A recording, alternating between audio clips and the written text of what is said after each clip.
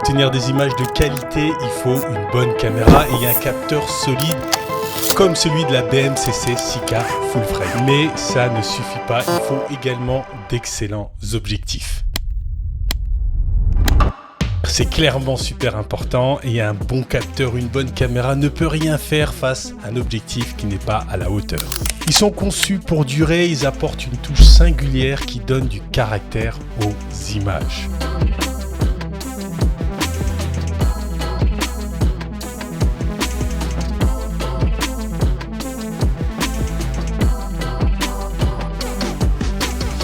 Bonjour les filmmakers, j'espère que vous allez bien. Merci pour l'accueil de mes 2 dernières vidéos.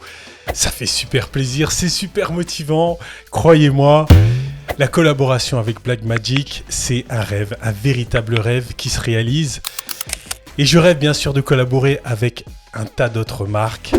Et dans cette liste, Sigma en fait partie. Sigma a une place toute particulière parce que, vous le savez, j'ai le Sigma 18-35 depuis quelques années. Et à chaque fois que je filme avec, je n'ai jamais été déçu. C'est une valeur sûre et c'est un objectif que je recommande encore en 2023. Alors Sigma m'a envoyé le 24-70 f2.8. Alors j'ai testé les focales, le bokeh, la distorsion, le vignettage. J'ai pas mal de choses à vous dire. Allez, c'est parti.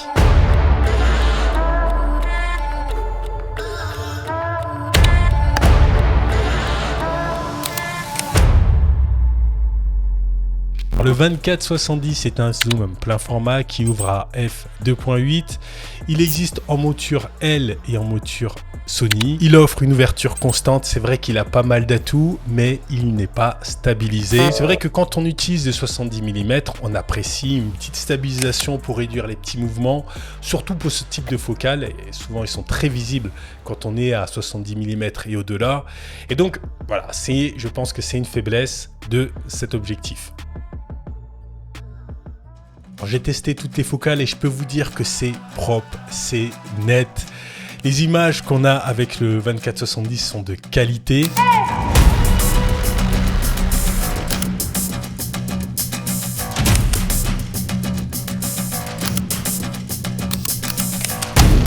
Ça manque un peu de douceur. Alors, il faut utiliser clairement un diffuseur pour réduire un tout petit peu la netteté de cet objectif, pour avoir un aspect un peu plus cinématographique. Mais le 24-70 possède un excellent piqué, les couleurs sont fidèles, bien contrastées. J'ai tendance à dire que c'est chirurgical comme le 18-35, c'est un excellent objectif.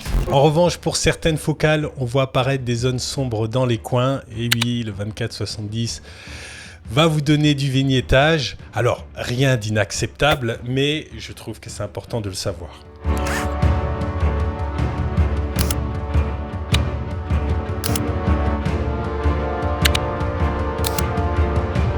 Le 24-70 est un zoom polyvalent, du portrait, du grand angle. Vous allez pouvoir faire pas mal de choses. Alors la course de mise au point est fluide.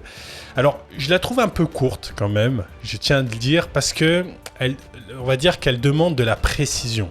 J'ai quand même aujourd'hui un peu de difficulté à faire mes mises au point en manuel avec le 24-70. Alors je sais que il faut un certain temps d'apprentissage avec une nouvelle bague, avec un nouvel objectif. La mise au point est plutôt exigeante et elle demande de la délicatesse. Alors je sais plus si je l'ai dit, mais le 24-70 offre une distance de mise au point de 18 cm. Je trouve que c'est plutôt intéressant. On pourrait même faire de la macro avec cet objectif.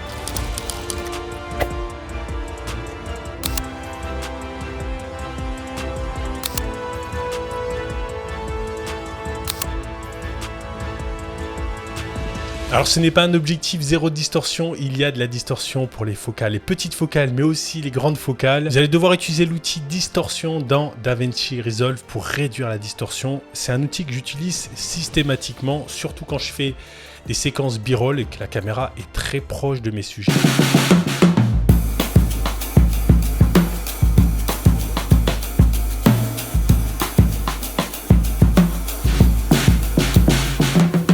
Alors je ne pourrais pas vous dire à coup sûr que l'autofocus est rapide ou silencieux parce que je n'ai pas la fonction sur la BMCC Sika. Alors quand j'appuie sur le bouton autofocus, ça fait la mise au point relativement vite, sans trop de bruit.